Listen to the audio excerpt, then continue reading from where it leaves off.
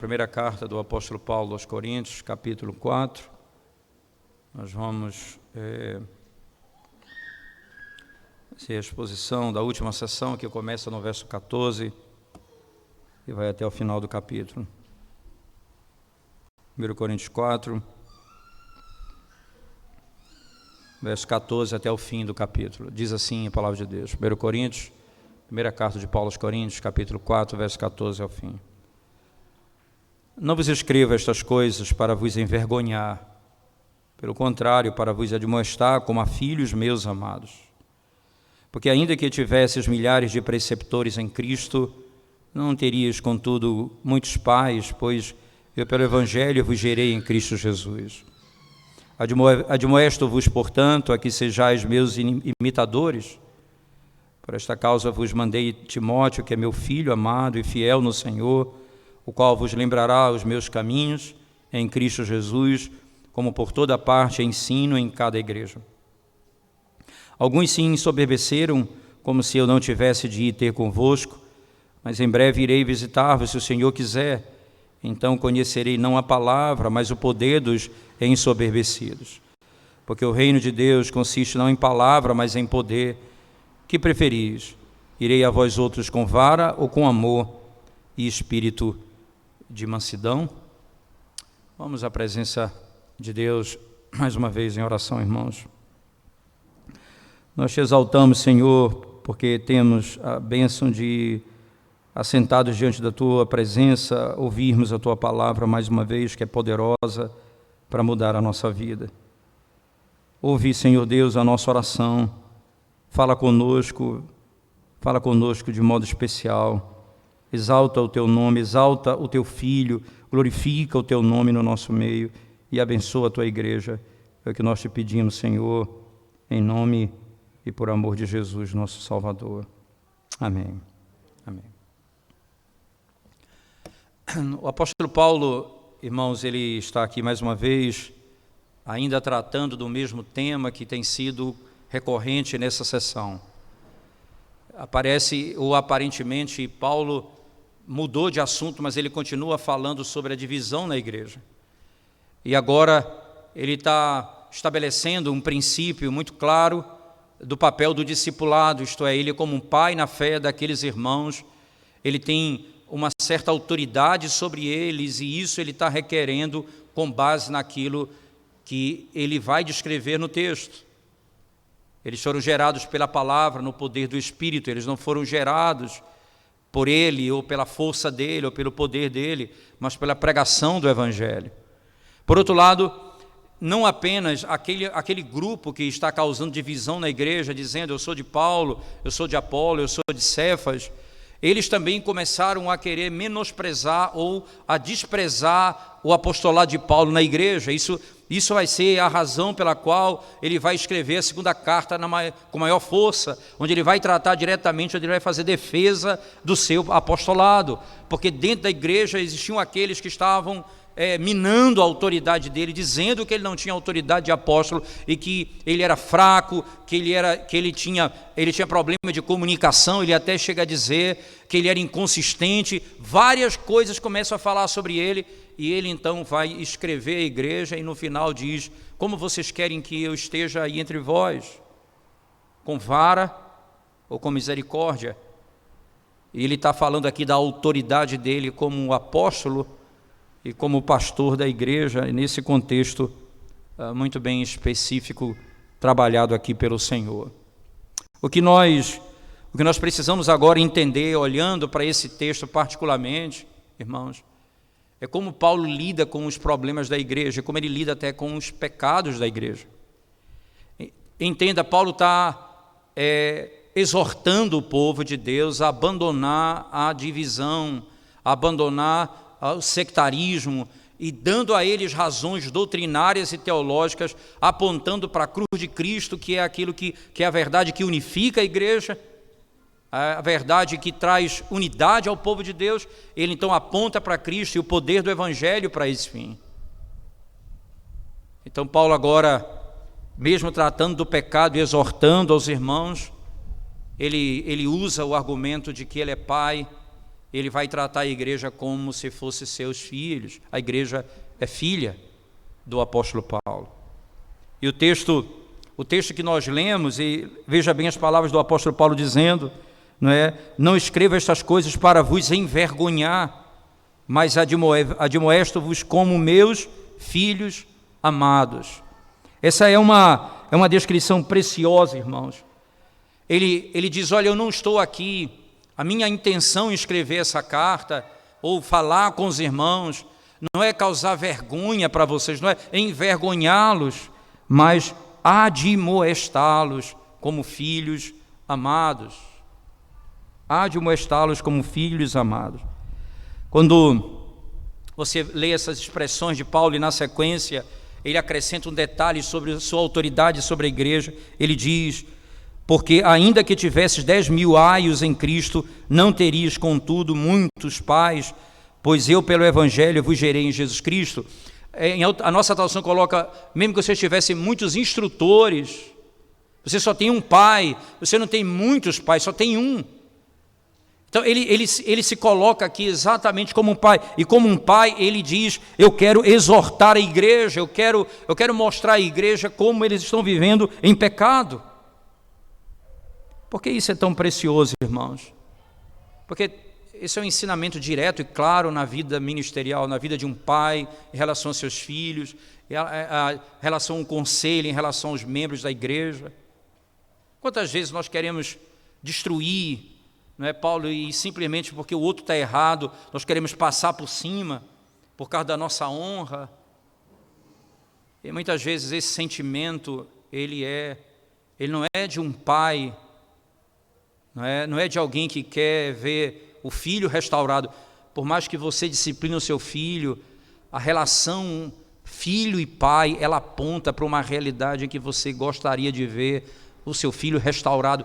Você não faz aquilo para destruí-lo, mas para restaurá-lo. Você não chama a atenção para outra coisa, a não ser para a verdade do Evangelho, como está posta no texto sagrado. Eu não fiz isso, diz o apóstolo Paulo. Em nenhum momento eu não escrevo estas coisas para vos envergonhar. Não é esse o fim daquilo que eu tenho escrito. Paulo está desnudando o pecado deles. Paulo está mostrando a incoerência, está mostrando a dureza do coração, está mostrando as consequências desse pecado e está mostrando a causa do pecado. Mas ele diz, eu falo isso não para vos envergonhar,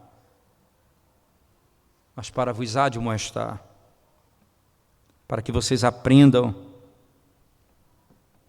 Eu lembro de Paulo aconselhando Timóteo, aconselhando Tito, quando ele escreve sua carta pastoral, ele diz exatamente assim. Ele diz assim, quando você for exortar um homem mais velho na igreja, exorte como se fosse seu pai. Quando você for exortar uma mulher mais velha, exorte como se fosse sua mãe. Quando você vai exortar um jovem, alguém da sua idade, seja um pouco mais velho do que você, entenda, exorte-o como se fosse seu irmão. Ele dá aqui um caráter familiar, até porque ele diz na sequência, as moças tratem como se fossem suas filhas, com toda a pureza. E Paulo então demonstra que como é possível, não é, você olhar para alguém com impureza. Ele diz, uma forma preciosa de evitar isso é olhar para o outro como família. Ele diz assim, olhe para o outro como se fosse, para aquela moça como se fosse sua filha, como se fosse sua irmã, para aquela senhora como se fosse sua mãe, como se fosse seu pai. E isso, irmãos, tirando o caráter doentio e da prática da nossa geração do pecado que nós vivemos hoje, em termos de pedofilia e coisas afins, tirando isso, o natural é que um pai, mesmo um pai de verdade, ele disciplina o seu filho, e ele o faz como um pai, não como inimigo. Ele olha para o seu filho como aquele que ele quer bem.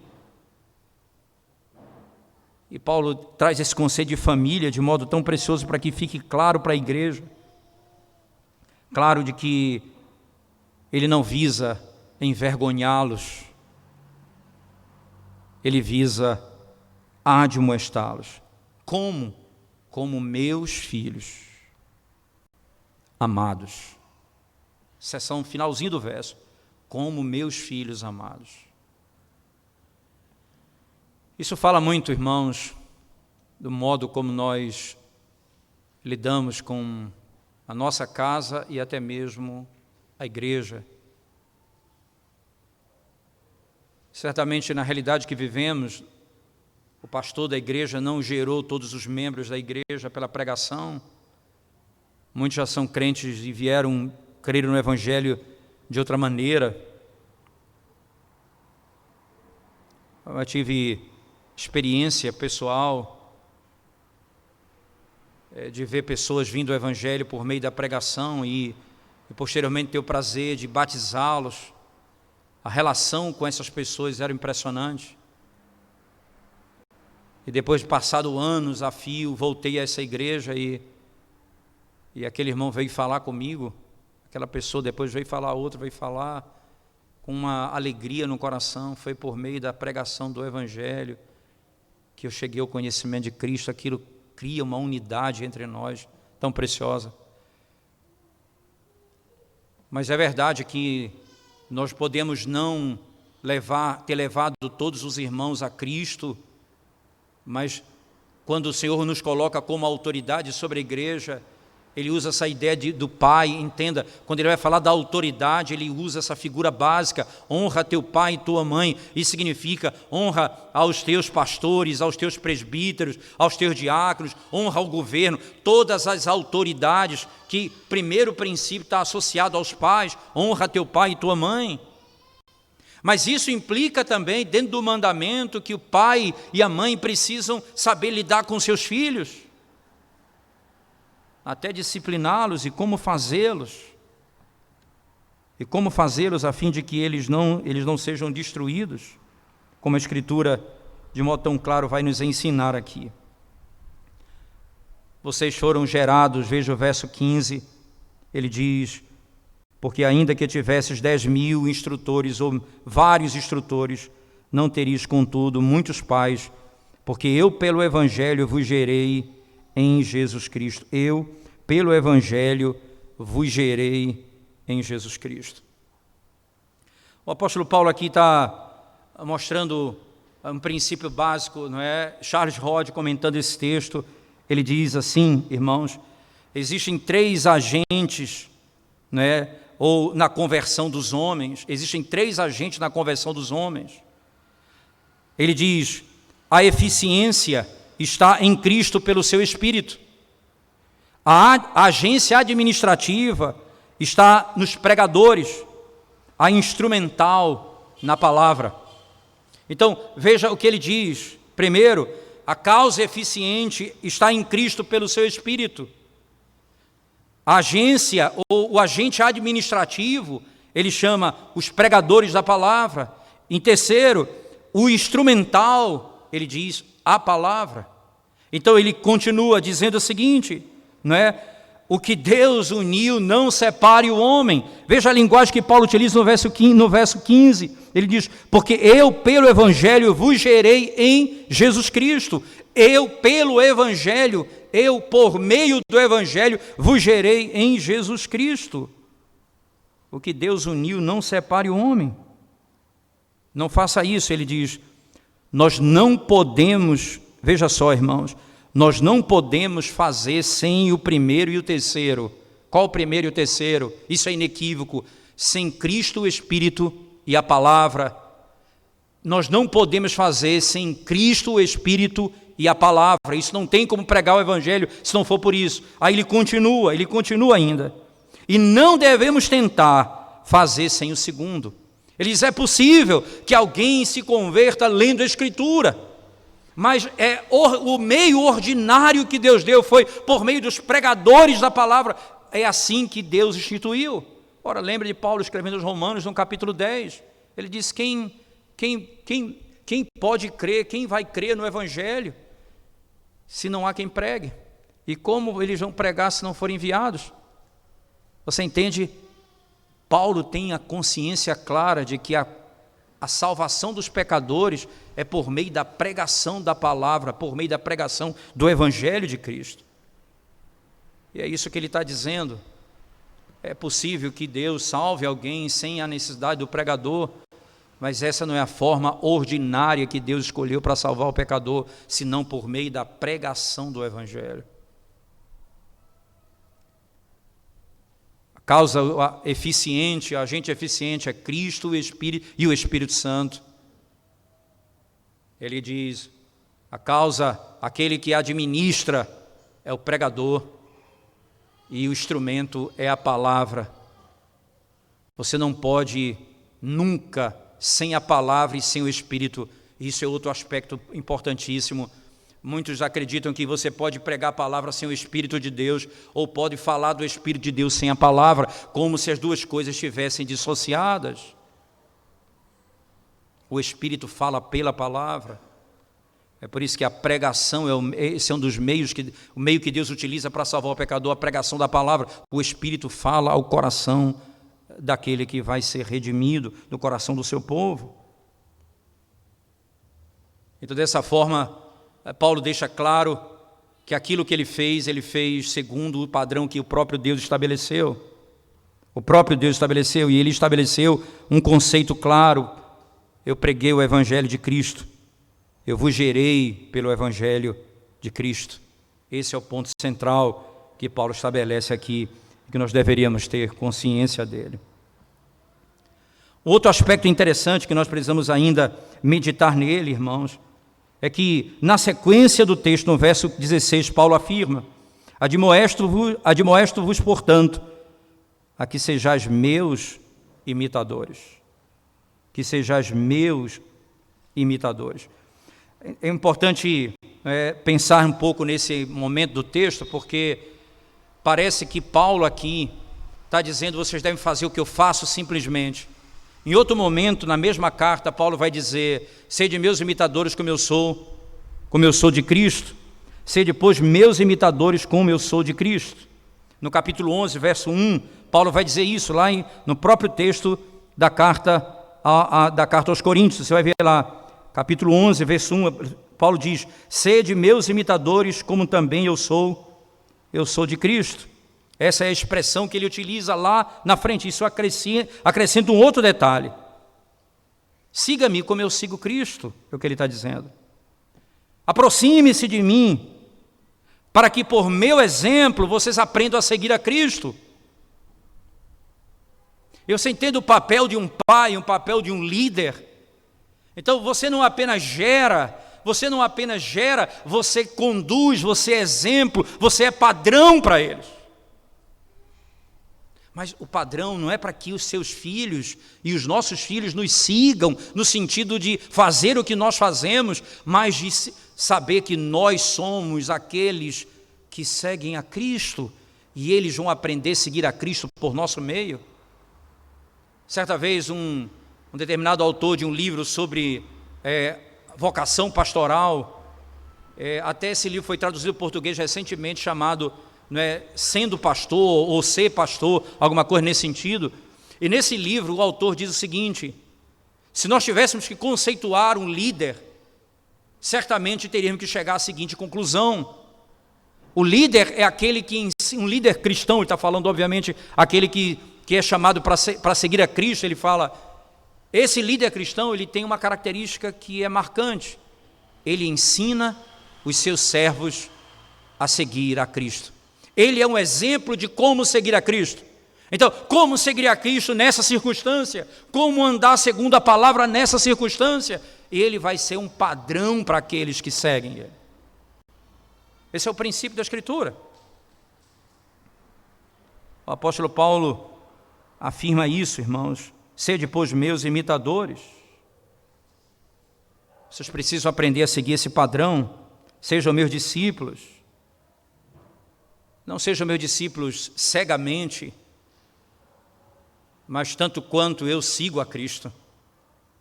Lembra que esse é um dos pontos centrais, quando alguém é recebido como membro da igreja, um dos votos que ele faz respeitar e respeitar a autoridade da igreja. dos líderes da igreja, até que eles sejam fiéis às Escrituras. O princípio que Paulo está dizendo não é vocês vão me seguir cegamente.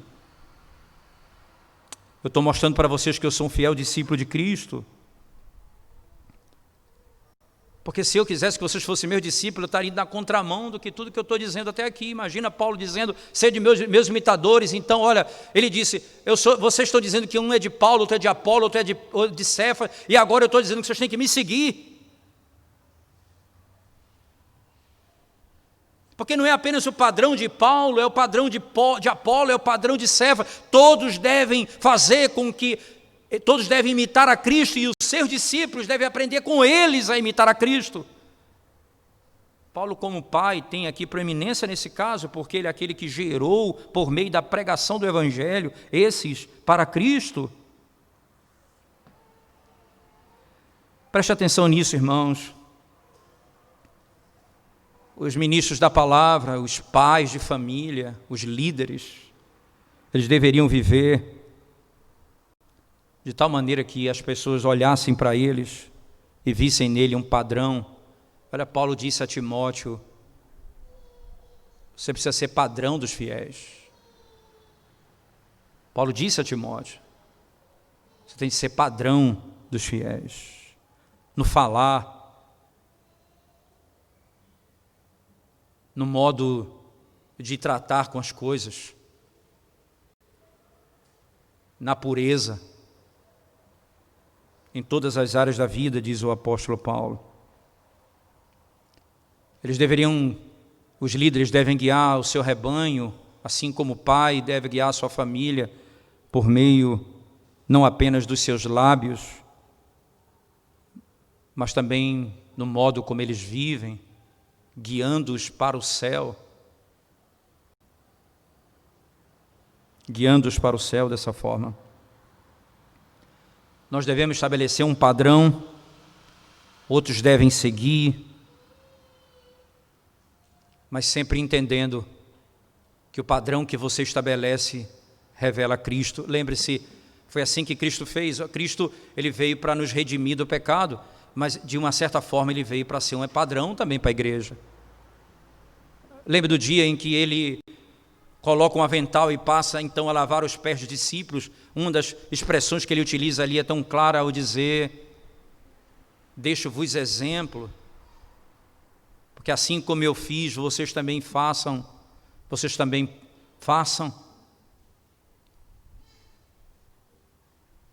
Isso é tão claro que na carta que Pedro escreve à igreja, ele diz que ele foi injuriado, não injuriou, foi caluniado, não caluniou, porque serviu de exemplo e serve de exemplo para a igreja, no modo como deve viver. Nós geramos, nós somos pais. É por isso que isso é tão sério quando você imagina numa sociedade que nós vivemos, com quantas realidades terríveis que nós temos, onde os jovens são incentivados a viver uma vida ativa na sua intimidade, e tendo filhos, e meninas que são mães, sem nenhum tipo de compromisso. Como é isso? Como funciona? Aí não há padrão, não há exemplo. Aí você entende porque a sociedade vai ruindo,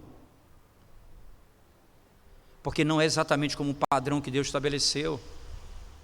Você vai ter filhos e você vai ensiná-los a obedecer a Cristo.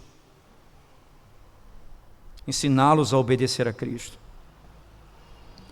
Isso é outro exemplo que Paulo vai mostrar agora. Ele vai estabelecer, ainda com base nesse mesmo argumento, ele vai pegar um exemplo prático. Ele vai dizer, vou enviar para vocês a Timóteo, meu filho amado, para que ele ensine a vocês como é que eu vivo. E que coisa interessante, veja no verso 17, ele diz,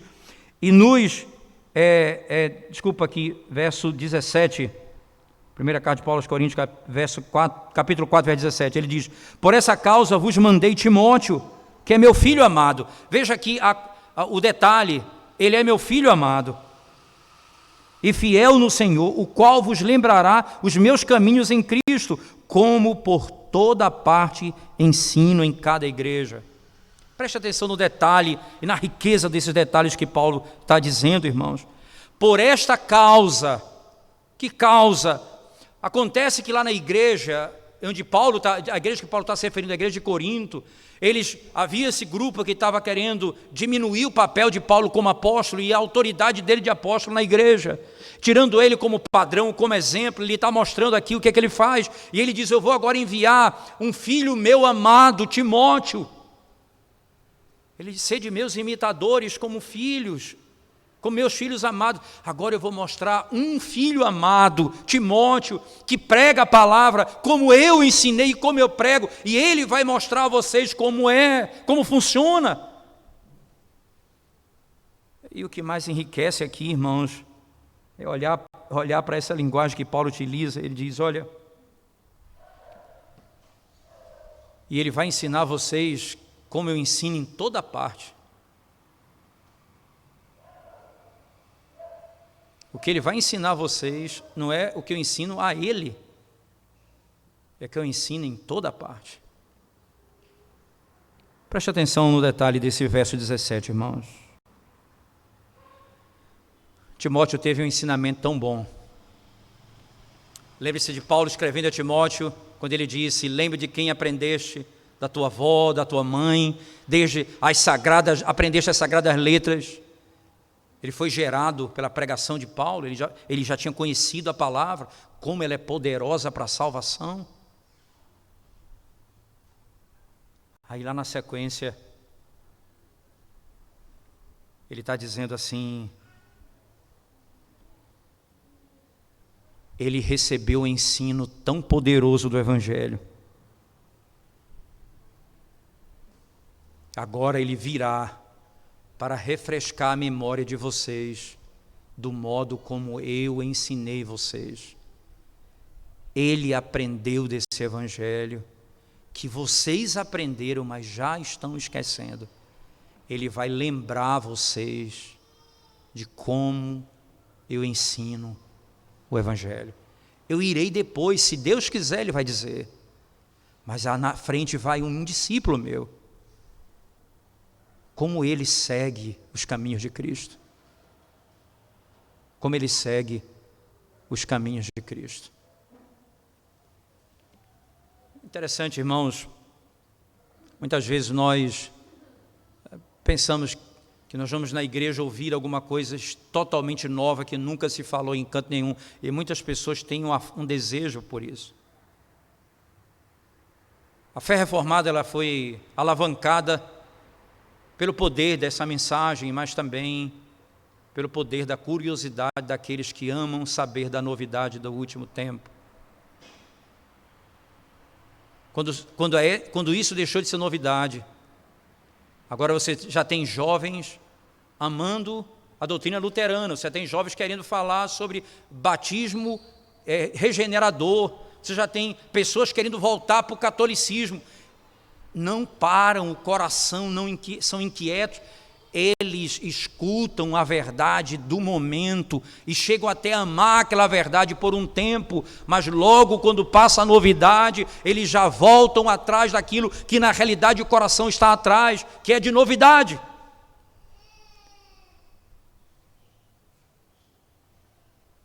Só que nós podemos e devemos ser relembrados sempre das mesmas verdades. Eu, ouvindo a pregação, certa vez, do Dr. Joe Bick exatamente, eu não vou lembrar o texto, mas faz uma caminhada ali perto de casa, então eu sempre escuto uma palestra, um sermão, e eu estava ouvindo o sermão do Dr. Joe Bick nessa vez, e aí, caminhando e ouvindo a mensagem, ele falou uma coisa tão óbvia, mas tão gloriosa. Ele disse: eu estava caminhando com a minha esposa, tinha tido um dia difícil no escritório, muitos problemas chegando, e eu estava desencorajado naquele momento. E aí eu estava andando com a minha esposa, conversando com ela pelo jardim, e ela ouvindo as minhas queixas, e então ela disse para mim: lembre-se, todas as coisas cooperam para o bem daqueles que amam a Deus. E ele disse: que maravilha, é isso mesmo. Você imagina um doutor como o Dr. Joe Bick se maravilhar com uma verdade dessa que todos nós já sabemos. É porque não é uma mera repetição, é vida, é conforto. Essa é a verdade da Escritura. Quando nós não nos maravilhamos mais com essa verdade tão gloriosa, nós não conseguimos ter o coração aquietado, porque o que nós queremos é novidade, é novidade, é novidade. Até mesmo, irmãos, a linguagem bíblica dos salmos, como nós acabamos de ler, cantar um cântico novo. A gente pensa que é fazer letras sem fim de música. Cantar um cântico novo não é uma nova letra, é a obra da redenção antiga se fazendo novidade para mim. Você imagina o Cristo que morreu na cruz e hoje você vai cantar Rocha Eterna, você vai cantar uma música, isso tem sentido para você como se fosse novo. Por que novo? Porque você foi feito novo. Todas as coisas antigas passaram, eis que tudo se fez novo. Aí Paulo diz, eu vou enviar Timóteo, não é para ensinar vocês novidade, para ensinar vocês o velho e glorioso Evangelho de Cristo.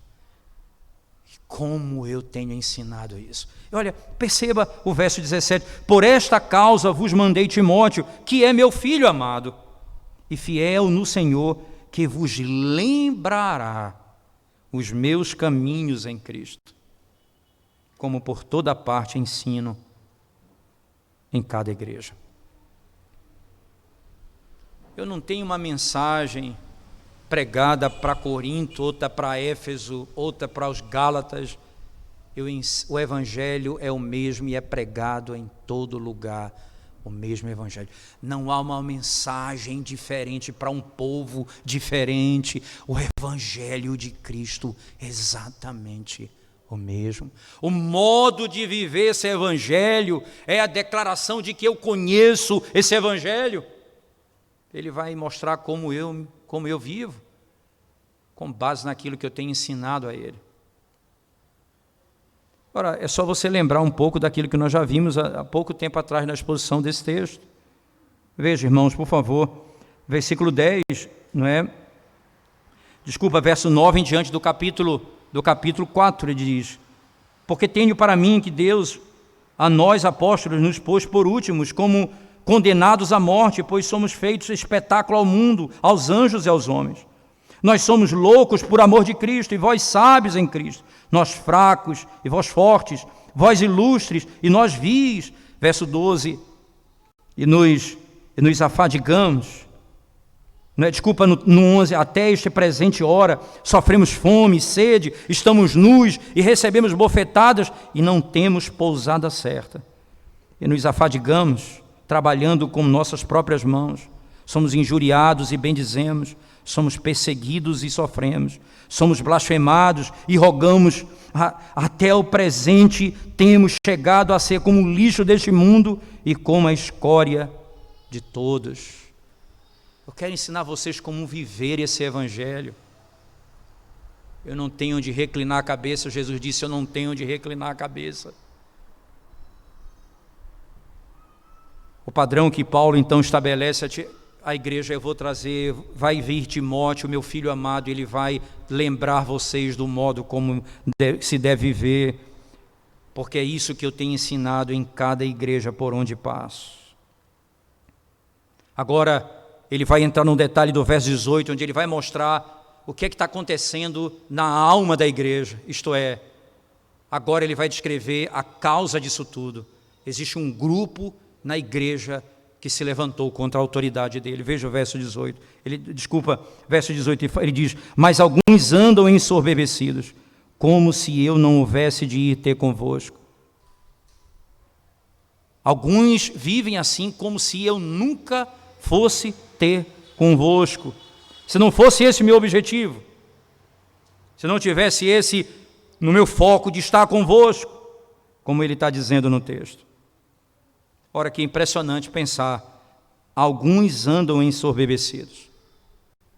Se você virar o texto no capítulo 5, ele vai falar um pouco sobre isso.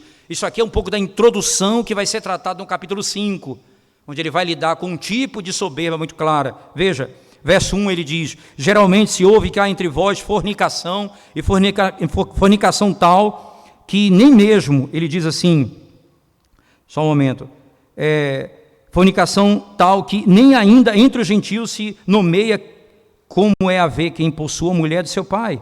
Estais ensoberbecidos, e nem ao menos vos entristeceis por não ter sido dentre vós tirado quem cometeu tal ação. A soberba deles é manifestada, eles estão ensoberbecidos, e a soberba deles faz com que eles não tratem a igreja no pecado que ela precisa ser tratado, mas eles estão querendo destruir a autoridade do apóstolo, de onde vem a mensagem do Evangelho. Mensagem do Evangelho. O que está acontecendo aqui, irmãos? O que é que Paulo está estabelecendo? Eles dizem: Paulo nunca vai visitar vocês, ele abandonou a igreja. Ele envia Timóteo e depois ele vai dizer: em breve estarei aí, se Deus quiser. Mas o que ele está dizendo, com todas as letras, é que esses irmãos ensoberbecidos começam a dizer: ele está ausente, logo a mensagem dele também não serve mais para nós. Não tem mais sentido para a igreja. É isso que vai acontecer em muitos lugares na carta de Paulo, na segunda carta de Paulo aos Coríntios. Eu queria que você abrisse comigo, por favor, na segunda carta de Paulo aos Coríntios, capítulo 9. Acompanhe comigo, por favor, irmãos, as palavras do apóstolo. Segunda carta de Paulo aos Coríntios, capítulo 9 em diante. Ele diz assim: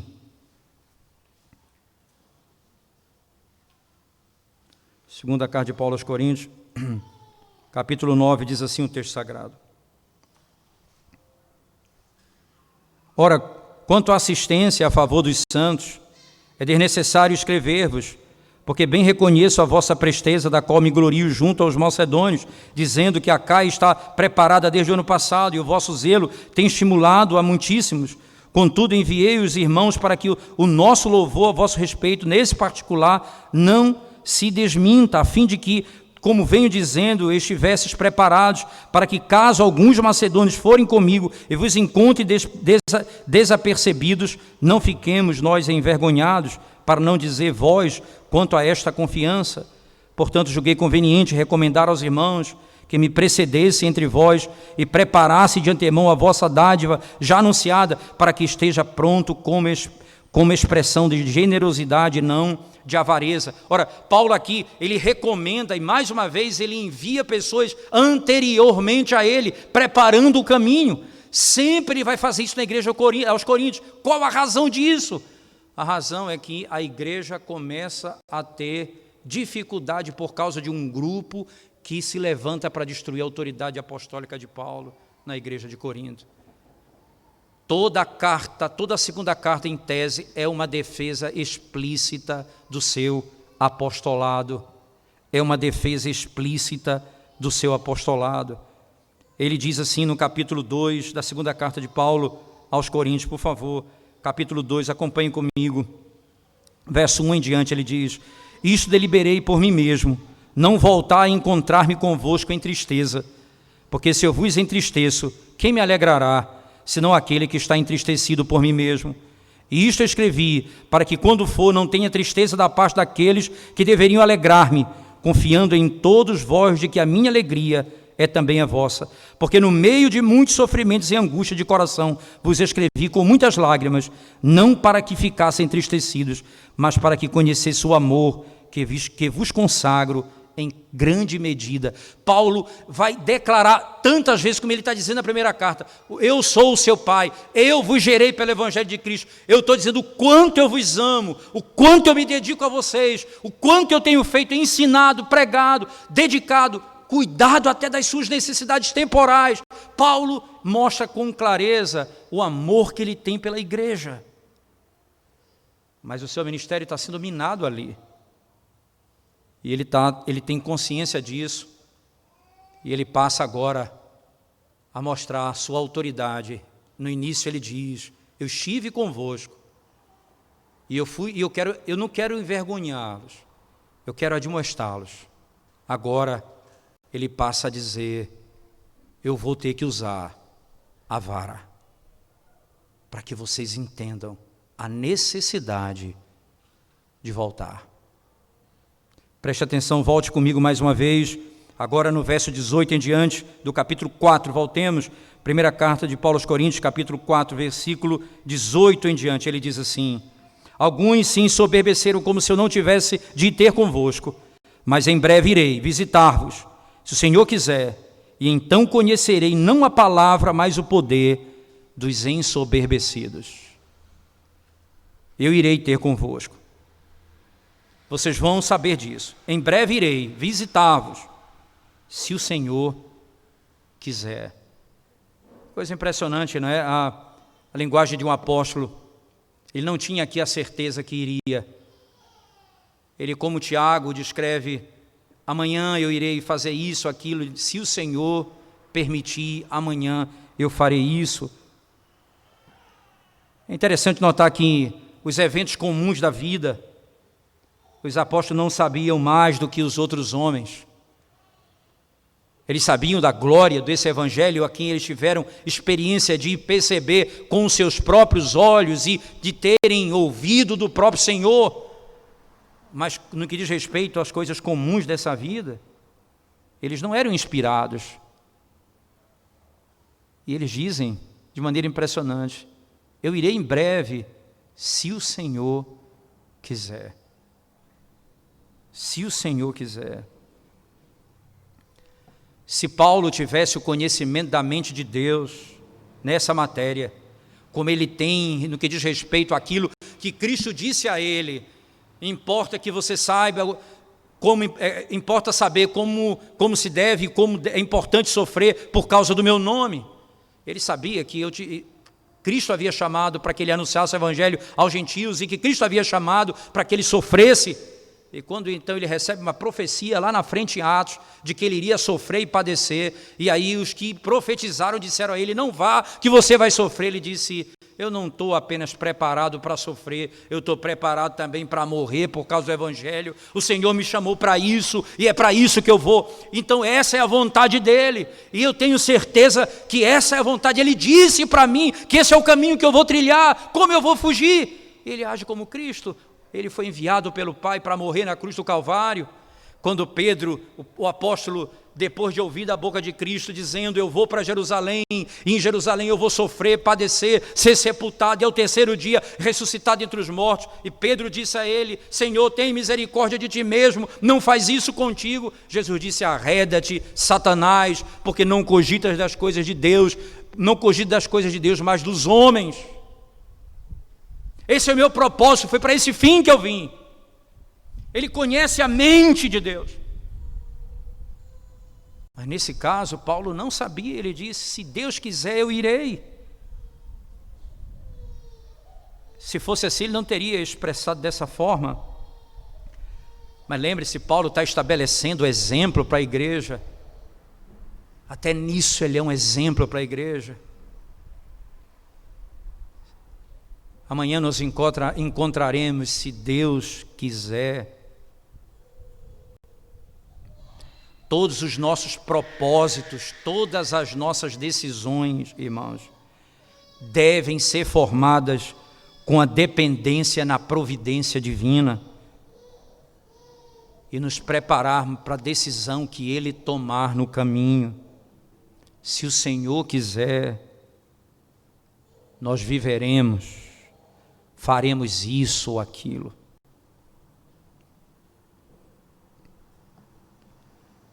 E aí ele diz o que é que ele vai fazer saber no verso 19, ao dizer as seguintes palavras à igreja: mas em breve irei ter convosco, se o Senhor quiser, então conhecerei, não as palavras do que andam ensoberbecidos, mas o poder. Porque até aqui eles têm falado, mas eu quero saber qual a autoridade deles e a eficácia deles. Aquilo que eles ensinaram é confirmado pela operação miraculosa, como os apóstolos faziam. Era acompanhada pela influência divina. E havia o poder da salvação do Evangelho pelo Espírito Santo na mente e no coração dos homens. Conhecendo isso, como o texto diz, não as palavras do que andam ensoberbecidos, mas o poder, porque o reino de Deus não consiste em palavras, mas em poder. Essa palavra é muito repetida por Paulo, ele diz no capítulo 2 da carta aos Coríntios, que ele prega o evangelho de Cristo, Cristo crucificado, para que a vossa fé não se apoiasse em sabedoria de homens, mas no poder de Deus. E aí eu quero saber qual a autoridade deles e qual o poder deles, vai ficar escancarado isso. Porque até agora vocês conhecem o que eles dizem, mas eu vou querer que eles nos mostrem, eu quero que nos ensinem o poder.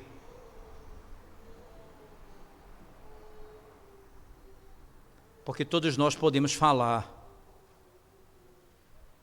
mas o poder não é dado simplesmente porque falamos. O poder é de Deus, é do Evangelho. O que tem acontecido? A mensagem deles tem trazido divisão. A mensagem dele tem trazido destruição à igreja. O que exatamente que tem sido de bom nisso tudo? O poder do ensino deles é condenado pelo resultado, mas mais ainda, porque o reino de Deus não é revelado, e é isso que Paulo está dizendo na sequência do verso 19, no verso 20, porque o reino de Deus não consiste em palavras, mas em poder, não consiste em palavras, mas em poder. O reino de Deus consiste, irmãos, no poder de mudar o coração do homem, no poder de transformar a vida do indivíduo, de tirar o indivíduo da morte para a vida, de restaurar a vida do ser que está destruído pelo pecado, de trazer unidade à igreja, de trazer paz onde há guerra. O Evangelho tem poder, e os apóstolos confirmavam esse Evangelho por meio de milagres, sinais e prodígios, como a Escritura muito bem nos ensina. A discussão aqui não é entre pessoas que pregam o Evangelho nos nossos dias, aqui é entre aqueles que estabeleceram o fundamento da igreja, que são os apóstolos, e os outros. Quando você tenta destruir a autoridade de Paulo, o apóstolo, você tenta destruir a autoridade da igreja, porque lembre-se, a autoridade da igreja, porque quando a igreja ela tem como fundamento o ensino dos apóstolos, que lançam Cristo como a pedra angular.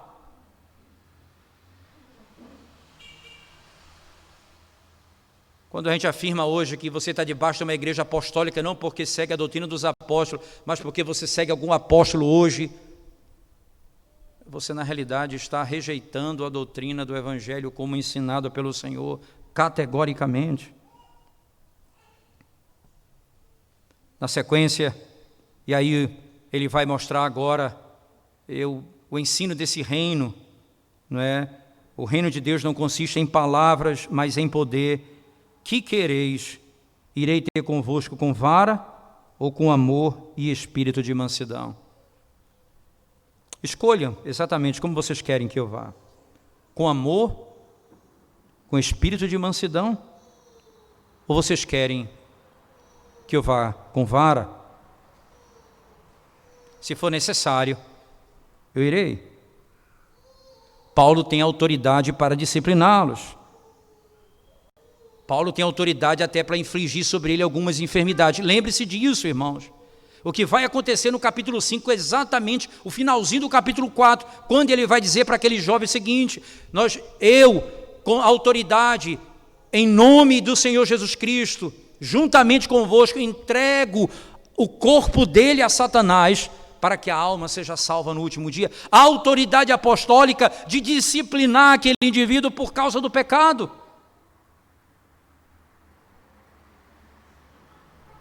Essa autoridade foi dada pelo Senhor, diz ele. e ele faz isso em nome de Cristo, não é desejável ir com vara, pode ser prevenido isso. Mas ele diz, isso depende de vocês. Depende da disposição do coração de vocês. Eu vou em amor e em espírito de mansidão, ou eu vou com a vara. Meu desejo era mostrar para vocês a bondade, o cuidado, apenas exortá-los, mas se for necessário, usarei a vara.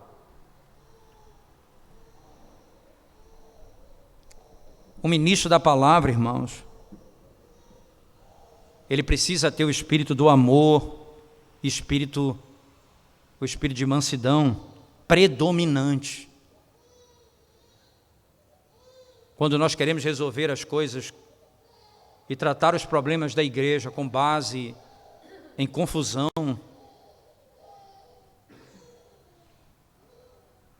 nós não conseguiremos resolver nada. A disposição inicial de todo ministro da palavra deve ser amor e mansidão.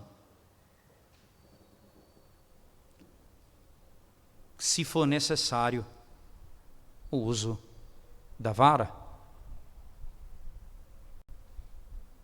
Se for necessário, o uso da vara. Essa é a disposição de todo pai. Primeiro conversa, primeiro exorta, primeiro explica, primeiro mostra o caminho. A primeira disposição não é pegar a vara e bater, disciplinar o filho. A primeira disposição é essa. Então, a vara.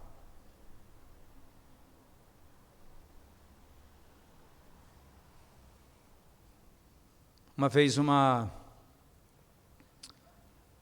pessoa da minha família ficou doente, e então eu trouxe aqui para Recife. Ela, se tratou na minha cidade, no interior do Pará, e o médico disse que ela estava com uma doença muito grave, e começou a dar o remédio mais poderoso que existia na praça naquele momento. Uma bomba. Aí eu trouxe ela aqui para Recife, ela foi para o hospital, um amigo nosso, fez exame, não era nada daquilo que tinha dito que ela tinha, e aí o médico, todo cheio de dedo, disse, eu estou estranhando, é que o colega deu um diagnóstico errado, tudo bem, pode acontecer, mas mesmo nessa doença, ele não deixou espaço para mais nada, ele já deu o último remédio, ele não começou com o mais baixo, até chegar nele.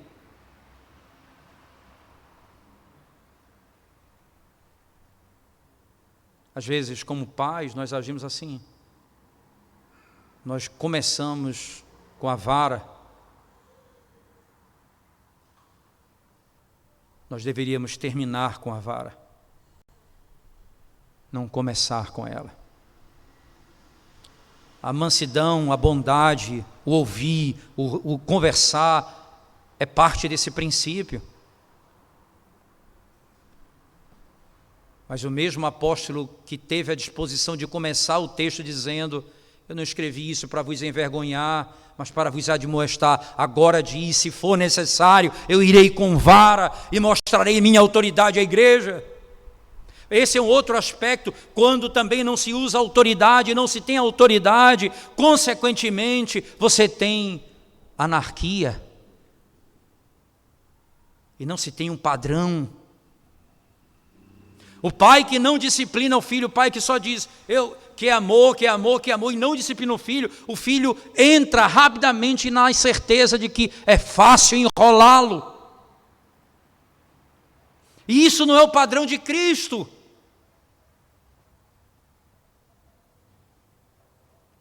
Não é o padrão de Cristo, que não ficou falando, ele veio e morreu, foi punido, disciplinado pelos meus pecados. Esse é o padrão que a igreja precisa demonstrar.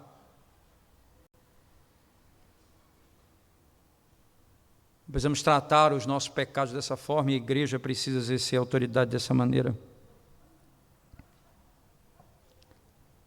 Mantenha predominantemente o amor e o espírito de mansidão. Entretanto, mantenha sua autoridade. Entretanto, mantenha sua autoridade. Para o bem da sua família, para o bem da igreja. E é isso, exatamente isso que Paulo está encorajando a igreja. Veja que exemplo nós podemos seguir. Nós podemos seguir um exemplo que nos mostra como devemos imitar a Cristo nos nossos atos. É só você olhar o que nós mereceríamos. Como é que Deus é conhecido quando trata de perdão de pecados, irmãos? Longânimo, paciente, misericordioso, compassivo. Mas ao mesmo tempo que não tem por inocente o culpado. Para que o culpado seja inocentado, alguém tem que ser punido em seu lugar. O Evangelho de Cristo nos revela que Cristo morreu para que fôssemos perdoados. No próximo domingo, se Deus nos permitir, nós vamos adentrar nessas consequências.